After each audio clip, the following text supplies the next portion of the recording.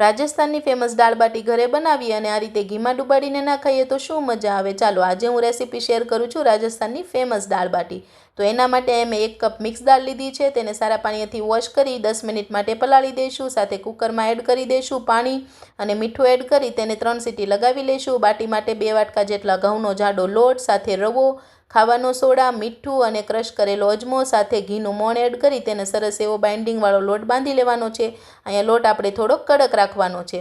સરસ મજાનો લોટ બંધાઈ જાય ને એટલે બાટી બનાવી લેવાની છે। નાના નાના લુવા લઈ આ રીતના ગોળ બાટી બનાવી તેમાં વચ્ચે 4 કટ લગાવી દેવાના છે। હવે વઘાર માટે કડાઈમાં તેલ, રાઈ જીરું, મીઠો લીમડો અને સૂકા મરચાં નાખી આદુ લસણ મરચાંની પેસ્ટ, કાંદા અને ટામેટાં એડ કરી સારા એવા સોફ્ટ કરી લેવાના છે। મસાલામાં ધાણા જીરું પાવડર, મીઠું અને હિંગ એડ કરીશું।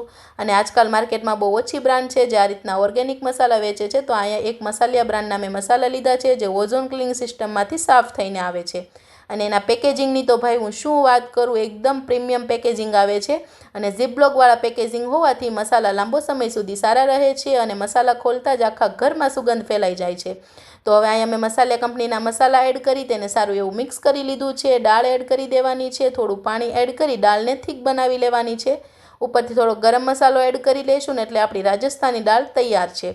હવે અહીંયા બાટી શેકવા માટે કુકરમાં ઘી લીધું છે અને બધી બાટી સેટ કરી દીધી છે। 7 થી 8 બાટી એડ કરી તેને મિક્સ કરીશું। અહીંયા કુકરની સીટી અને આપણે તેની રીંગ કાઢી લેવાની છે। તેને સરસ મજાની બાટીને 30 મિનિટ માટે ધીમા તાપ પર શેકવાની છે। તો સરસ આપણી બાટી રેડી છે બનીને। તો આપણી રાજસ્થાની ડીશ રેડી છે। જમવું હોય તો આવી જાવ અને વિડીયો ગમ્યો હોય તો લાઇક, શેર અને સબસ્ક્રાઈબ કરવાનું ભૂલતા